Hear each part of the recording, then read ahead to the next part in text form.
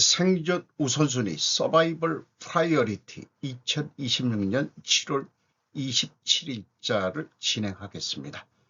생존 우선순위는 인과관계 추론을 추구합니다. 구독, 좋아요 부탁드립니다.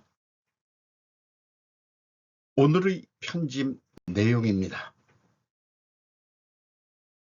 투표율 전산조작 불발각, 서버 특검, 선관위 완전 해체론 들불.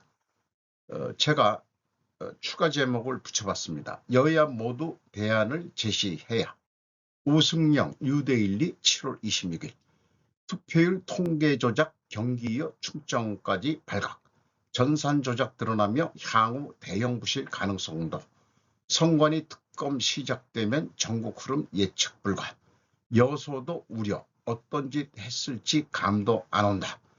야당은 해체론 고개. 이런 조직은 회생불능. 조작 사태의 당권파 재선거 목소리도 더 커져. 6.3 지방선거를 통해 중앙선거관리위원회 총체적 관리 부실이 통계 조작까지 번지면서 정치권에선 해체론이 탄력을 받는 모습이다. 전산에 손을 대 통계 조작을 한 정황과 이에 대해 선관위 직원은 최종 투표율만 맞으면 되는 것 아니냐는 황당한 진술을 한 사실까지 알려지면서 잠잠하던 재선거 주장이 커지고 있다.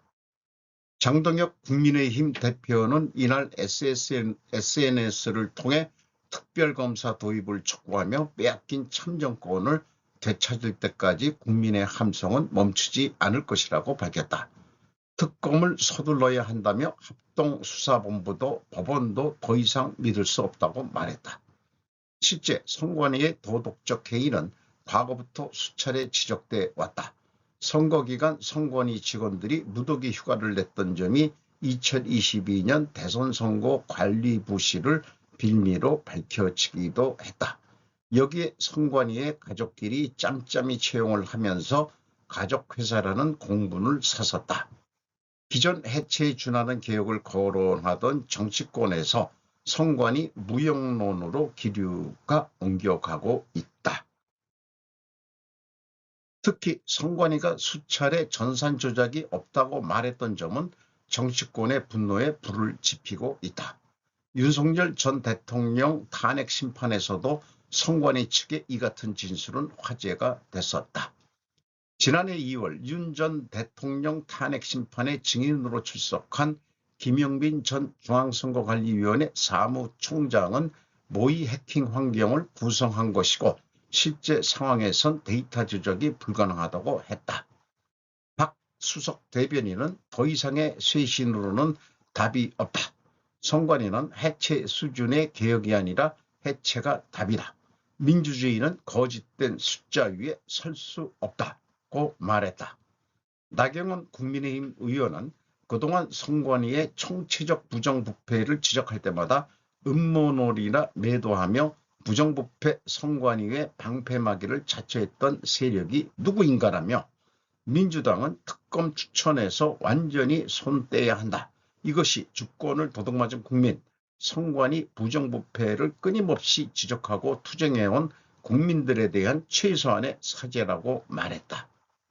이렇게 기사를 소리내어 읽어보고서 제 생각을 정리해 봅니다. 선관위 해체가 답이라면 왜 선관위는 부정선거를 획책했을까?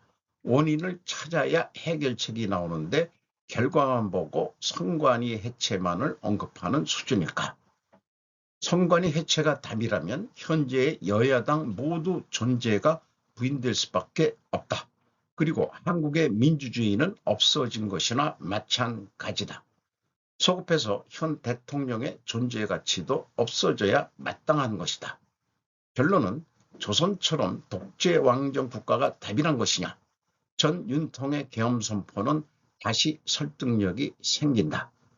리셋 코리아가 답인가? 리뉴얼 코리아가 답인가? 선출직 정치인이 부인될 수밖에 없는 제도라면 한국이 민주주의 국가가 맞는가? 이것은 국가 생존의 문제다.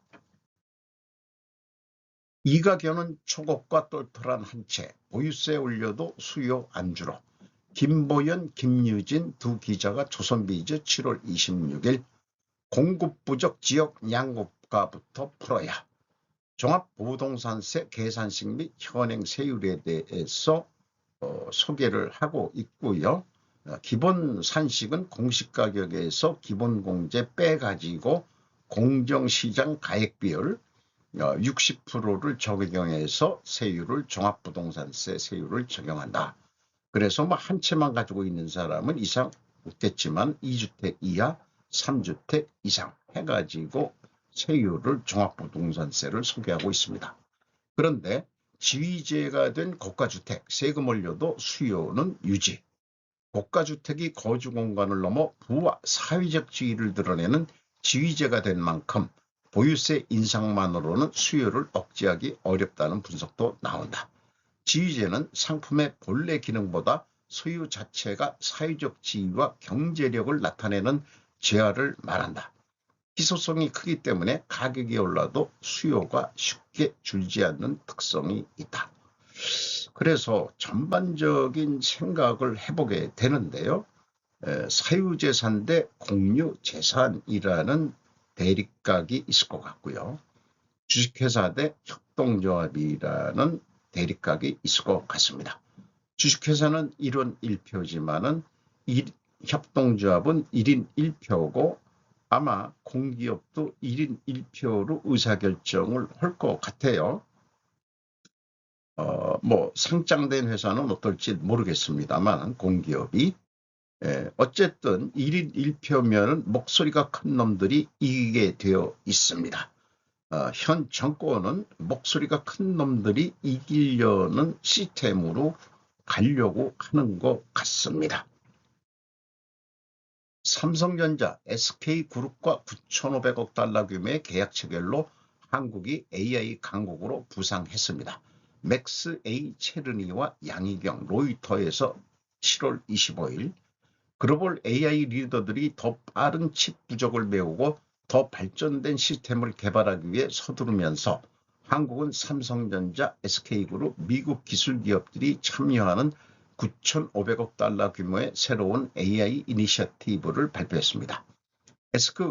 SK그룹이 SK하이닉스와 엔비디아의 파트너십을 포함해 총 7,500억 달러 규모의 계약을 체결했다고 한국 대통령 청와대가 샌프란시스코에서 이재명 대통령이 주최한 AI 정상회의 후 밝혔습니다. 삼성전자는 브로드컴과 메모리칩, 파운드리, 서비스 및 고급 패키징 전반에 걸쳐 최대 2천억 달러에 달하는 양해각서를 체결했다고 밝혔습니다. 미국과의 기술 협력을 위한 한국의 AI 야망을 설명하는 샌프란시스코 AI 선언을 발표했습니다. 이 회장은 정상회담에 참석하기 전에 엔비디아 CEO 젠슨 왕, 오픈AI CEO 샘 알트먼, 아트로닉 CEO 다리오 아모데이, 브로드컴 CEO 호크 탄을 따로 만났습니다. 엔비디아와 한국의 SK그룹이 대규모 AI 데이터 센터와 차세대 메모리를 아우르는 5천억 달러 규모의 새로운 AI 이니셔티브를 공개했습니다. 계약의 일환으로 SK텔레콤은 베라 루빈칩과 SK하이닉스의 HBM4 고대역폭 메모리 칩으로 구동되는 2기가와트 데이터 센터를 구축할 계획입니다. 데이터 센터는 2027년에 온라인으로 운영될 예정입니다.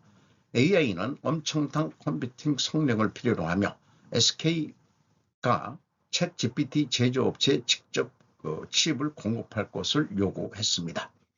여러 사람이 기자가 달라붙었는데요. 심규석, 양희경, 조이스리, 샌프란시스코에서 맥스 체르 또 이런 거고 그 다음에 제프리 다스틴 기자도 있고 잭 킴이 작성했는데 홈호커가 편집했다. 이거 자세하게 이렇게 했는데 국내 뉴스에서 조금 비판적인 시각이 있습니다. 빅테크와 9,500억 달러 협력, 샌프란시스코 묘한 계산법. 류재민, 조재현 두 기자가 7월 26일 SK GPU 구매까지 포함해 협력 규모 키웠나. 파운드리 성과 낸 삼성도 세부 내용 공개 못해. 그러나 발표된 금액에는 한국 기업이 미국 빅테크에 반도체를 팔아 벌어들이는 돈과 반대로 미국산 그래픽 장치 GPU 등을 사기 위해 지출하는 돈이 함께 짓게 됐다. 그리고 브로드컴, 엔비디아를 제외하고는 기업별 공급 투자 규모도 공개되지 않아 9,500억 달러가 구체적으로 어떻게 산출됐느냐는 의문은 여전하다.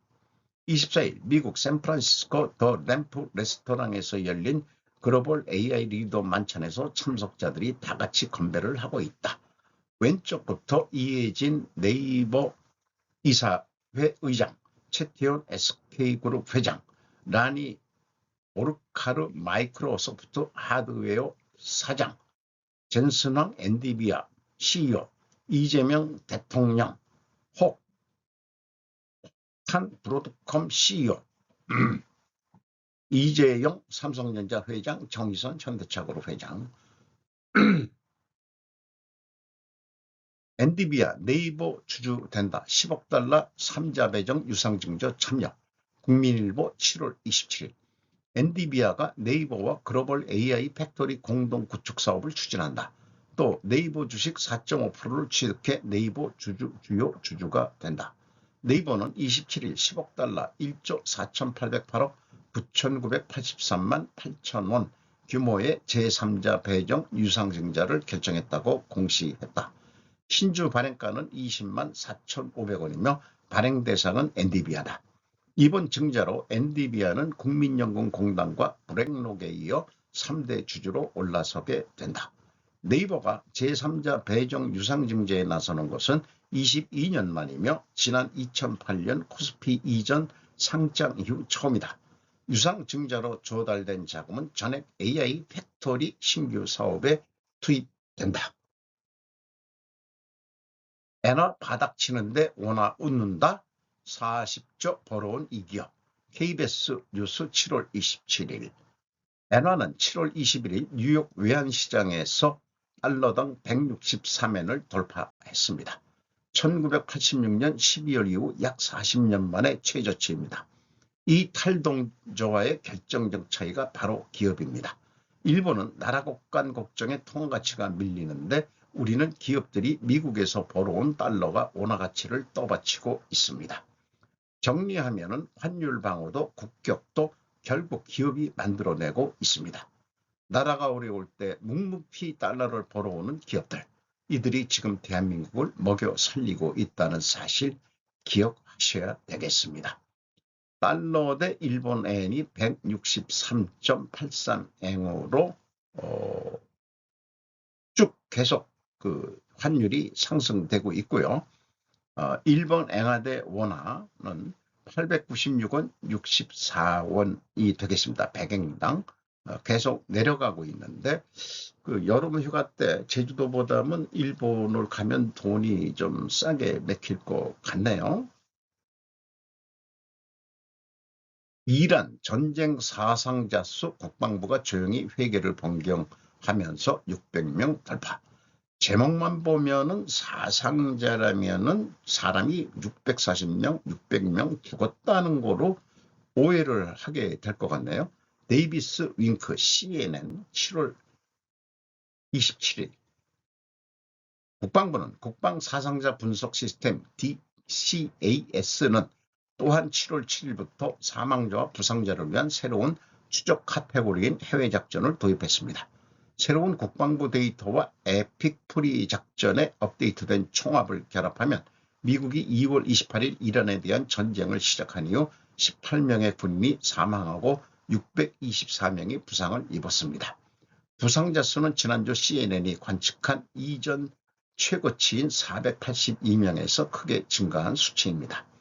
7월 7일은 1973년 전쟁권화법에 따르면 대통령은 의회의 승인을 받지 않는 한 60일 이내에 군사작전을 종료해야 계속할 수 있습니다.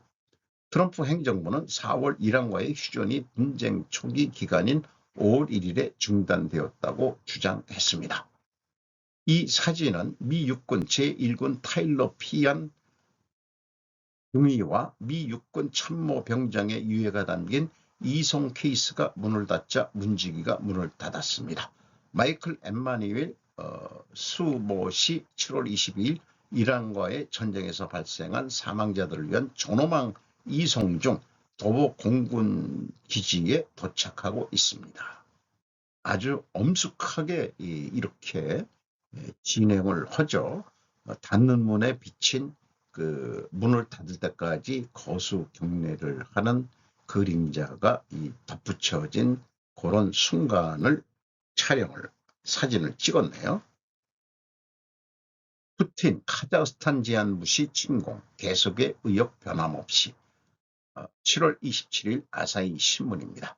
블라디미르 푸틴 러시아 대통령은 26일 해군의 날 병사들과의 간담회에서 옛 소련 시절 우크라이나 동부 돈바스 지방은 러시아의 일부가 됐어야 했다고 기존 주장을 되풀이했다. 모든 것을 본래의 흐름으로 되돌리지 않으면 안 된다라고 말해 우크라이나 침공을 정당화해 향후도 침공을 계속할 생각을 나타냈다. 간담회 모습은 텔레비전 중계되어 병사들의 질문에 대답하는 형태로 푸틴 씨는 스스로의 지론을 국민에게 향해서 호소했다. 러시아의 동맹국 카자흐스탄의 토카예프 대통령이 25일 푸틴 씨와의 회담에서 우크라이나 침공의 이유를 이해하는 것은 매우 어렵다고 말해 정전을 제안했지만 푸틴 씨는 지금까지와 같은 강경 자세를 관철했다. 러시아 북서부 상트페테르부르크에서 2026년 7월 26일 해군의 날 회합에서 이야기하고 있는 푸틴 대통령 스푸트니크 제공. 장군상을 모신 윤병도 회장과 김정필 전 국무총리, 김정민 국제전략연구소에서 7월 17일 한 것을 쇼트로 잘라가지고 동영상을 올려서 다시 간단하게 편집을 해봤습니다. 성청원이라는 데를 이번에는 주로 소개를 많이 했습니다. 그리고 이것은 고마 신사에 있는 고구려 약광 왕릉이라는 그런 비를 표시한 거고요. 죄다 우파 사람들만 나온다. 좌파 고대사 관심 없다. 히토야마 이치로와 같이 윤봉도가 만들었다. 고토 수복의 꿈을 가지고 있었던 사람들. 3명의 조선 총독이 고려 신사를 방문했다. 피지배국가의 고려 신사를 왜 조선 총독들이 방문하는가? 프리메이슨의 상징의 꽃 중에 하나가 또 무궁화다. 고려 신사, 고려역, 성청원, 그리고 낙고론 조성 전부 희사하고 자기 이름 석자만 남긴 돌비석. 고마가야시의 고마는 곰웅자이고 고마, 고려 신사는 어원이 다르죠. 그런데 이제 이 고마 신사가 있는 쪽이 구마가야시하고 가깝다. 고마 신사가 그런데 이것은 이 성청원이라고 거기 있는 데하고 관련해서 이렇게 말들이 나왔는데 구마가야라는 데가 구마가야라는 가야 이름이 일본의 많은 지명에 있다. 그리고 구마는 곰자인데 제가 기억하는 것은 이것은 도쿄도 현에 있는 이름이지만은 시 이름이지만은 큐슈 쪽에서는 구마모도가 또 있죠. 그것이 고마하고 어원은 뭐 유사하지 않을까 이런 생각을 해보게 됩니다. 진짜는 근데 본당 뒤쪽에 있었다. 당군상이 이렇게 모셔져 있습니다. 이거를 김정필 국무총리하고 윤병도 회장이 같이 모셨다는 얘기인가요? 지도에는 안 써있다. 이것에 대해서 어떻게 생각하는가? 조선의 관동고 등 당군을 모셨다. 조선 총독부 총독이 고려 신사에 방문한 이유 고토 수복이다. 토야마 이치로, 사이토 마코토, 와카츠키 레이지로, 히마구치 오사치, 히마누라 기이치로, 고이소 문이야키, 이 노란 글색으로 한 사람들이 조선 총독도 했었고 총리까지들도 했던 사람들인데 총리들도 많이 방문을 했다고 그러는데 이런 사람들이 그 고마 신사를 방문해서 기념비를 남겼다는 얘기를 하고 있습니다.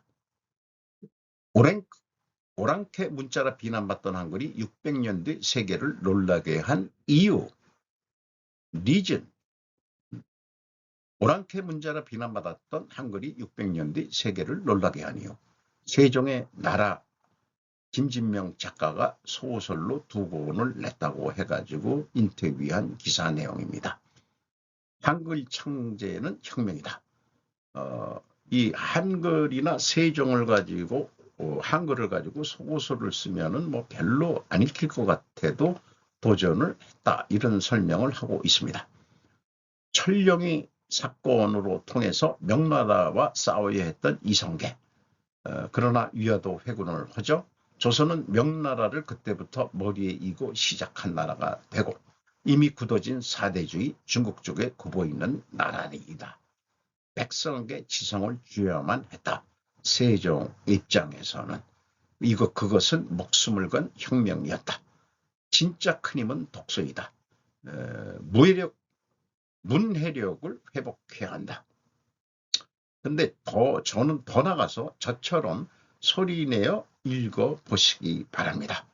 소리내어 읽어서 내귀로 들어서 문해력을 더 향상시켜야 될 것입니다. 세종보다는 한글이 중요하다. 너희가 의문을 아느냐? 한글은 소리이다. 현대 철학 진리는 없다. 그러나 당신은 인생의 운전자다. 결론은 성실함은 있어야 된다는 것이다. 그리고 한글을 세계에 퍼뜨려야 할 때이다. 그렇게 설명하는 것들을 좀 편집을 해봤습니다. 중국인 여성 인천공항서 실내흡연 집단 끼어들기에 또 무리. 중앙일보 일본판입니다. 7월 27일. 최근 한국의 인천공항에서 중국인의 집단 끼어들기 사건이 논란이 되고 있는 가운데 중국인으로 보이는 여성이 공항 보안구역 안에 흡연하는 모습이 포착돼 비판을 받고 있다. 외국인 이용객의 매너 위반을 막기 위한 대책이 시급하다는 지적이 나오고 있다. 23일 JTBC 사건 반장에서 공개된 영상에는 여성이 탑승 게이트 앞 의자에 앉아 주위를 둘러본 뒤 손에 들고 있던 전자담배를 입에 물고 연기를 내뿜는 모습이 담겼다. 옆에 있던 남성이 놀란 듯한 모습을 보이는 장면도 담겨 있었다. 방송에서는 이 여성이 중국행 항공편 탑승을 기다리고 있고 주변에서 중국어가 들렸다는 점 등을 근거로 중국인으로 보인다고 전했다. 이를 본 누리꾼들은 공항 보안구역은 누구나 이용하는 곳이니 기본적인 규칙은 지켜야 한다. 국적에 관계없이 공공장소에서 흡연하는 것은 잘못된 행위라고 반응이 쏟아졌다. 2일 새벽 인천공항 제1여객터미널에서 발생한 집단 끼어들기 모습.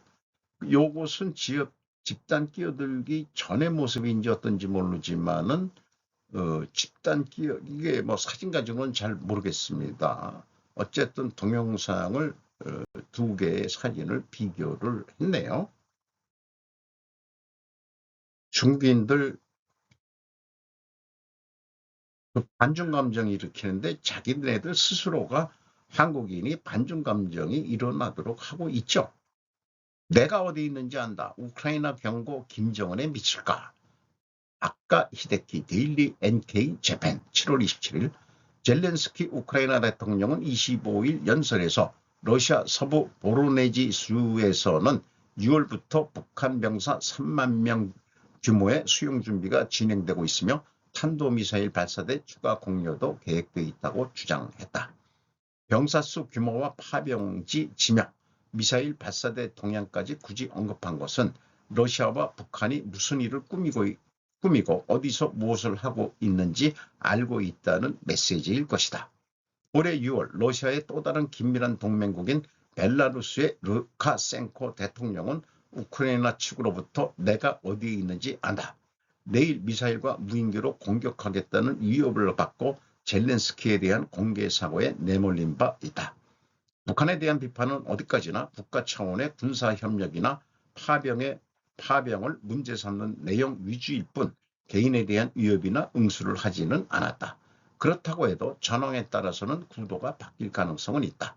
러시아와 북한의 군사협력이 더 확대되고 파병 규모의 증가와 새로운 무기 부대의 투입이 진행되면 우크라이나가 김 위원장 개인에 대한 억지 메시지를 강화하는 국면도 부정할 수는 없다.